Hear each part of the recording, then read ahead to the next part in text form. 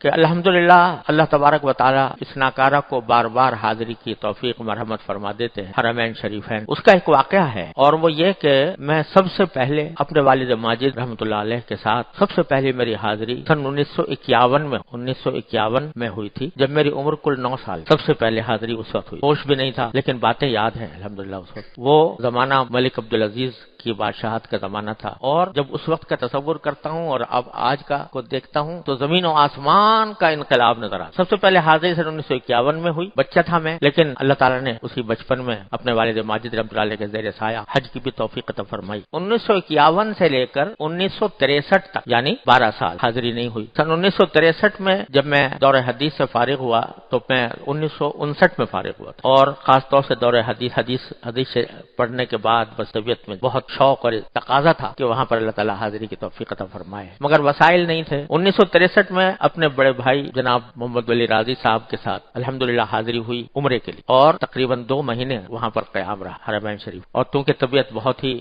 تازہ احادیث پڑھی ہوئی تھی تو حضور اقدس صلی اللہ علیہ وسلم کے معاصر جہاں جہاں کوئی یادگار تھی وہاں جا کر دیکھنے کا اور زیارت کرنے کا موقع ملا۔ 1963 سے لے کر پھر 1964 میں حضرت والد صاحب رحمۃ اللہ علیہ کے ساتھ اللہ تعالیٰ نے حج فرض ادا کروایا۔ فرض حج 1964 میں حضرت والد صاحب رحمۃ اللہ علیہ کی میت میں بڑے بھائی حضرت مولانا مفتی احمد رفیع صاحب دامت برکاتہم ان کے ساتھ حج کی سعادت۔ پھر 1964 سے 1974 تک 10 سال ایسے گزرے کہ حاضری کا موقع ہی نہیں ملا۔ 10 سال، ہر سال طبیعت میں شوق ہوتا تھا لیکن 10 سال تک موقع نہیں۔ ہر سال جب حج کا وقت آتا تھا تو طبیعت میں امنگ پیدا ہو، لیکن 10 سال تک موقع نہیں ملا۔ 1974 میں حضرت والد ماجد رحمۃ اللہ علیہ کو دل کا دورہ ہوا تھا اور وہ صاحب فراش تھے، طرح طرح کے امراض حضرت کو لگے ہوئے تھے، تو میں نے اپنا دفتر بھی حضرت والد ماجد رحمۃ اللہ علیہ کے خوابگاہ کے قریب بنا لیا تاکہ ہر وقت ان کی دیکھ بھال کی۔ تو اس وقت ایک صاحب نے مجھے حج بدل کی پیشکش، اپنے پاس تو اتنے وسائل نہیں تھے کہ خود اپنے پیسے سے حج کر سکوں، لیکن ایک صاحب نے حج بدل کی پیشکش کی کہ حج بدل کر لو، میری طرف خرچہ گویا وہ اٹھائیں۔ تو دل میں کچھ تقاضا پیدا ہوا، بہت دن سے 10 سال ہو چکے تھے حاضری کو،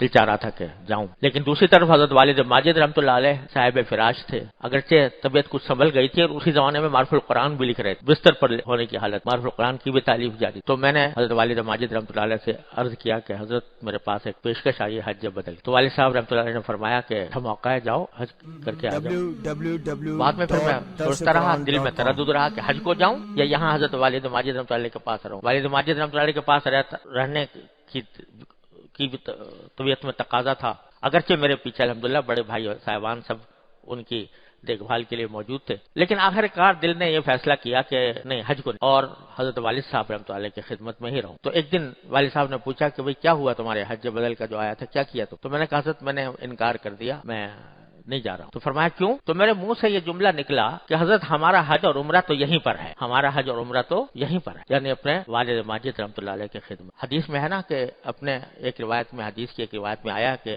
ماں باپ کو ایک مرتبہ محبت کی نگاہ سے دیکھ لینا، اس کا ثواب حج اور عمرے کے برابر۔ تو میں نے کہا ہمارا حج اور عمرہ تو یہاں ہے۔ تو اس جواب پر حضرت والد رحمۃ اللہ علیہ بہت ہی خوش ہوئے اور بہت دعائیں دی، اور دعاؤں میں مجھے جہاں تک یاد ہے، الفاظ مجھے صحیح اب یاد نہیں رہے، بہت زمانہ ہو گیا، لیکن غالباً یہ بھی فرمایا کہ انشاءاللہ تم اتنا جاؤ گے وہاں پر کہ لوگ رشک کریں گے۔ اس کے بعد حضرت والد ماجد رحمۃ اللہ علیہ کی وفات ہو گئی۔ وفات ہونے کے بعد کوئی سال ایسا نہیں گزرا جس میں کم از کم 3 یا 4 مرتبہ اللہ نے حاضری نہ دی۔ ایک سال میں کم از کم 3، کم سے کم، ورنہ بعض اوقات 5 مرتبہ، بعض اوقات 6 مرتبہ سال بھر میں اللہ تعالیٰ نے حاضری کے طور۔ جب بھی میں جاتا ہوں مجھے والد صاحب رحمۃ اللہ علیہ کی دعائیں یاد آتی، اور یہی وہ بات ہے کہ جو ہمارے بزرگوں نے فرمائی ہے کہ آدمی کو ہر وقت کے تقاضے پر نگاہ رکھنی چاہیے کہ اس وقت مجھ سے دین کا اور اللہ جل جلالہ کا کیا مطالبہ ہے۔ ایک طرف حج نفل ہے اور ایک طرف والد کی خدمت ہے، دونوں میں تقابل کیا جائے تو اللہ تبارک و تعالیٰ نے یہ فرمایا کہ فرائض کے علاوہ، فرائض کے بعد سب سے زیادہ افضل عبادت والدین کی خدمت، اس سے بڑھ کر کوئی اور عبادت نہیں۔ تو جب تقابل ہو جائے کسی نفلی عبادت کا کسی فریضے سے، یا فریضہ ہی نہیں نہ ہو لیکن اس سے زیادہ افضل عبادت موجود ہو، چاہے وہ بظاہر دیکھنے میں عبادت نظر نہ آ رہی ہو، تو پھر آدمی کو چاہیے کہ وہ اس کو اختیار کرے۔ وقت کا تقاضا یہ ہے کہ اس وقت دین کا مطالبہ، شریعت کا مطالبہ، اللہ جل جلالہ کا مطالبہ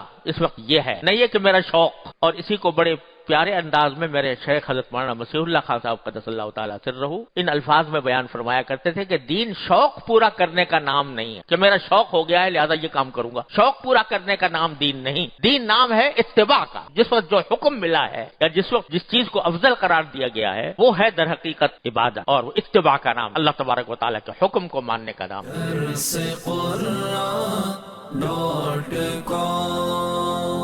www.darsequran.com